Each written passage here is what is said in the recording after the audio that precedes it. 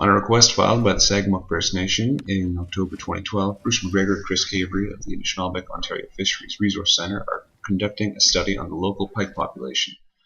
The study uses large live trap nets to safely capture fish species for measurements, sampling, and tagging. With regards to the study, Bruce McGregor and Chris Avery iterated. So exactly, you guys measuring when you're? I guess there's concerns with the pike population. Okay. Not only like with the commercial fishermen and community members, so are with the application.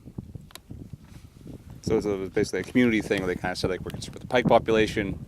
And they asked you guys to look into it. Yeah. Okay. Or the pike spawning. Particularly. Yeah, that's basically it. Just the big one. Temperature to pike usually spawn between 4.4 and 11.5 around-ish. It's like just a guideline. Okay. So when the water gets too warm, then we will stop seeing the males milting and the females spewing out their eggs, and then we'll know when the spawn is over. I think we're almost there. I haven't seen any females since Loose Bay. Yeah. Pike are not the only species being targeted. Popular game fish such as bass and walleye will also be measured and sampled to determine the health of their populations. Non-game species which become trapped in the nets will be tracked but not sampled or tagged. All fish collected in the live nets are released live. Okay. And then what they'll be doing is looking at the scales under a microscope to determine the age.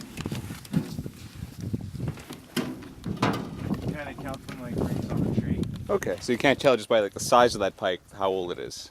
You can probably, by the length, yeah, you could get a good estimate on Let's say you had a few scale samples of 15 fish. You looked at their fork length.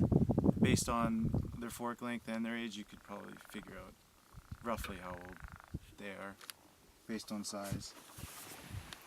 And then we're going to put a tag in it to identify the fish for recapture. Okay.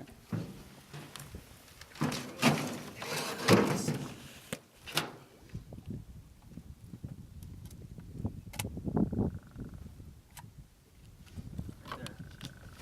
to get a picture of that tag or? Yeah, sure.